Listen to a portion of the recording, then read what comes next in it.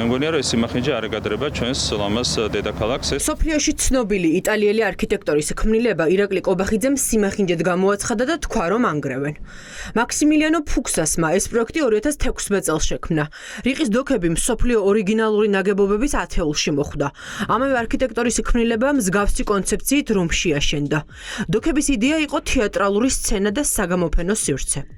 თუმცა ახლა აქ სასტუმრო აშენდება.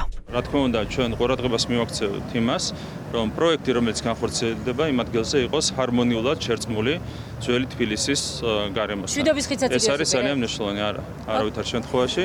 აქ საუბარია კონკრეტულ პროექტზე, რომელიც უნდა განხორციელდეს მახინჯი დოქების ადგილზე. არანაირად არ ჯდება ქალაქის ურბანულ განვითარებაში, არის უფუნქციო, არის ყველანაირად მოუწესრიგებელი, არის ნაგვიზბუდე და შესაბამისად საჭიროა კარგი პროექტის განხორციელება, იქნება ფუნქციონალური. ნახოთ, მაგას გავივლით და ვნახოთ. ბატონო, შეიძლება სასტუმროც. იუსტიციის სახლი, დოქების საგამოფენო სივრცე და მშვიდობის ხიდი ძველ თბილისში აშენებული თანამედროვე არქიტექტურის სამკუთხედს ქმნიდა.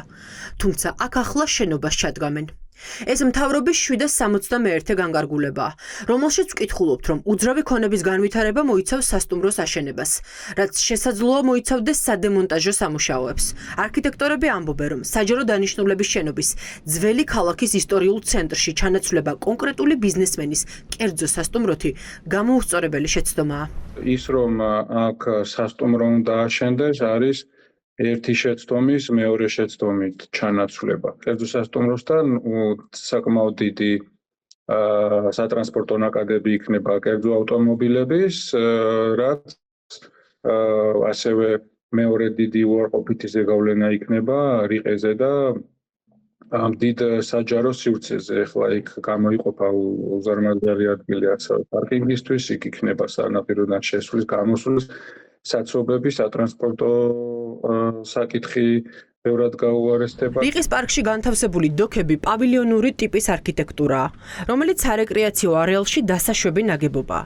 იმ შემთხვევაში თუ შენობას მხოლოდ ფუნქცია შეეცვლება, ურბანულად დამღუპველი იქნება, ამბობენ ექსპერტები. სასტუმრო არ არის ის ფუნქცია, რომელიც შეიძლება სარეკრეაციო არეალში განთავსდეს, მით უმეტეს რიყის პარკში.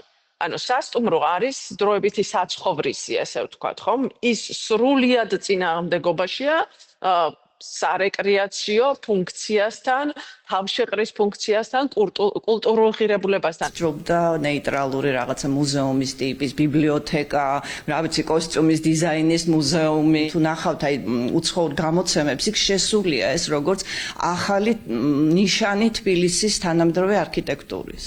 რიყის დოქების ახალი მფლობელი შეპესე რიყედომია. ამ კომპანიას ქართული ოცნების მილიონერი დეპუტატის ბიზნესწილების მმართველი მიხეილ ტყეშელაშვილი ფლობს. ორგანიზაცია სამოქალაქო მონაწილეობის ცენტრის ხელმძღვანელმა იკვლია და დაადგინა, რომ შენობის მასალების ღირებულება ბევრად მეტია ვიდრე 10 მილიონი.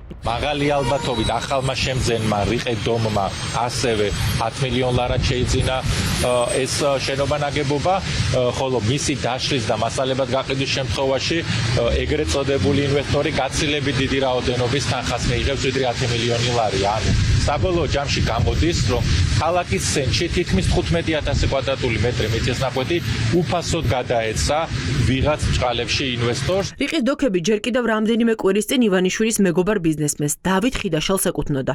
თუმცა მან ქართული ოცნება საჯაროდ ამხილა და განაცხადა, რომ საქართველოში არც ერთ ინვესტორს შემოსვლა არ სურს. სწორედ ამიტომ დოქების გაყიდვა გადაწყვიტა. ოპოზიცია დარწმუნებულია, რომ საქმე ახალ კორუფციულ გარიგებასთან გვაქვს. ამ ტერიტორიაზე ნებისმიერი მშენებლობა დაკავშირებული არის ძალიან ბევრ საკითხთან და ბევრი რისკის შეფასებასთან.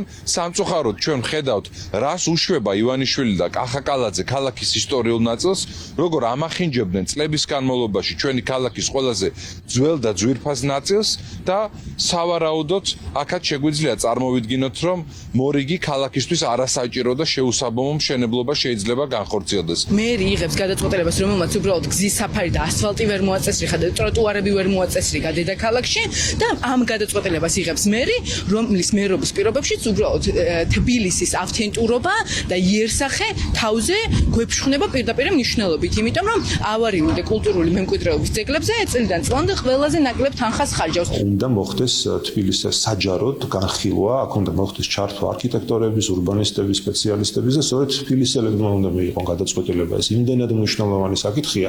შეპეს რიყედომის სამხარაულის დასკვნას დაელოდება. სავარაუდოდ მალევე კი რიყის ტერიტორია სამშენებლო პოლიგონად გადაიქცევა.